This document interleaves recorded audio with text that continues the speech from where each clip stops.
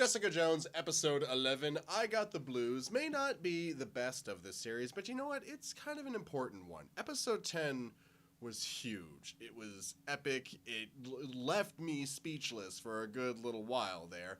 And after you do something like that, narratively, it's kind of a good idea to slow things down a bit. Really let what happens sink in. Let it really marinate. And so, well, 11 here, I Got the Blues, it isn't probably going to be the one you look forward to when you're like going back and rewatching the show. You're going to go like, oh, this one with the guy who got strong for a second, and then those two characters kind of started hanging out.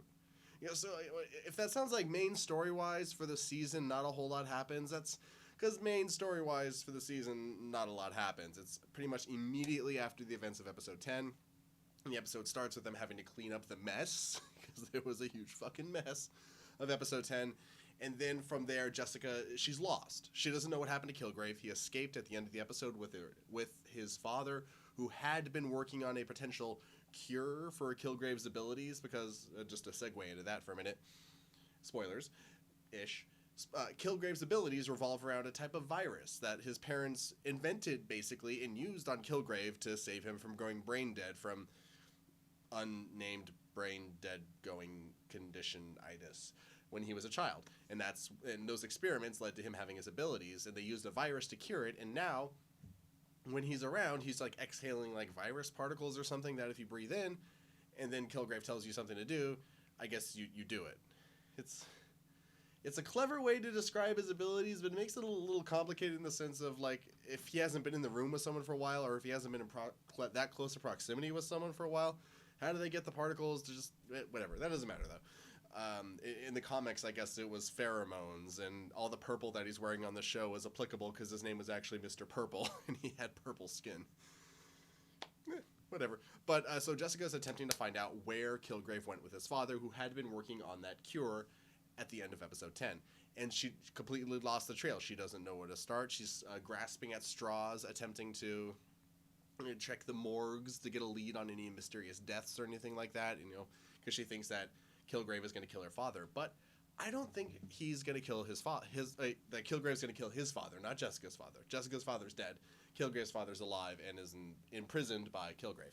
I think Kilgrave's going to try and have his father make a stronger version of his virus so that he can get control of Jessica again. Because remember, he doesn't have that control. He can't use his abilities on her anymore. So I think he's going to try and become stronger so that he can manipulate Jessica. That's my guess. I could be completely wrong. Who knows? But while Jessica's doing all that, she's really putting herself to the limits. She's not sleeping, causing her to get careless, make mistakes, get injured.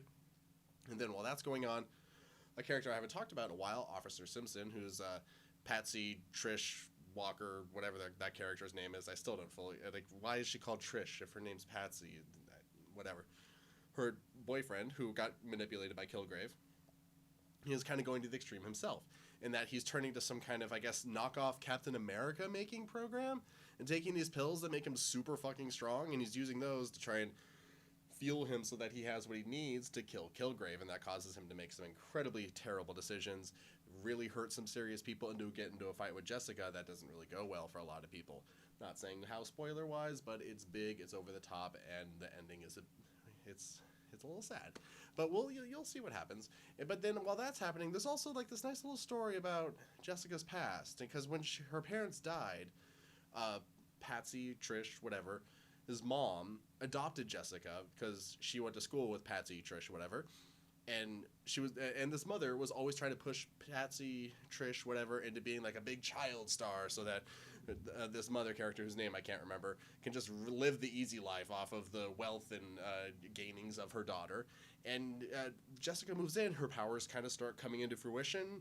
No real explanation, but she's getting stronger, and she uses that to protect Patsy, and so they become friends and lifelong brothers and sisters and stuff. And so that's why Patricia or Patsy or Trish or whatever her name is, makes her little fortress apartment, learns Krav Maga and things like that so she can take care of herself, so that she can keep up with Jessica, so that she can be closer to her friend, her closest and oldest friend, and she can help out with the superhero antics that she's getting into. And That's just really cool. Like, yeah, these are really cool little details that we're getting about these characters. There's another subplot about the guy who had been made to be an addict by Kilgrave and is clean now, and the sister of a victim of Kilgrave's kind of coming together and kind of bonding a little bit over the fact. I mean, it's kind of twisted bonding because the ex-junkie, hid the body of this girl's brother when he died so that Jessica couldn't get blamed for murder she didn't commit.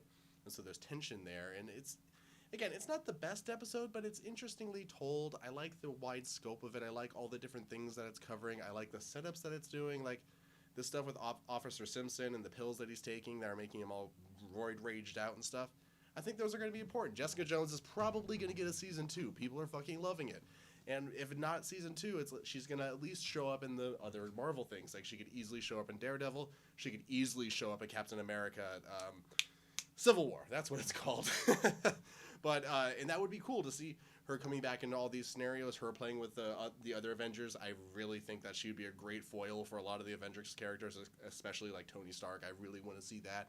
And these pills coming into play could also be a big thing for, not quite so super characters when the superhero wars are happening for Civil War. I don't know anything about that plot. I really want to see that movie, though. It looks really good. But I'm ranting. I'm at 6 minutes. In this episode, it's like the catch-up episode. It's the downbeat, something really big and horrible just happened. The audience needs to catch their breath. The characters need to catch their breath. Everyone kind of needs to recollect themselves in order to get ready for the big push into the finale, and that's what we're doing now as I start episode 12. Only 2 more to go.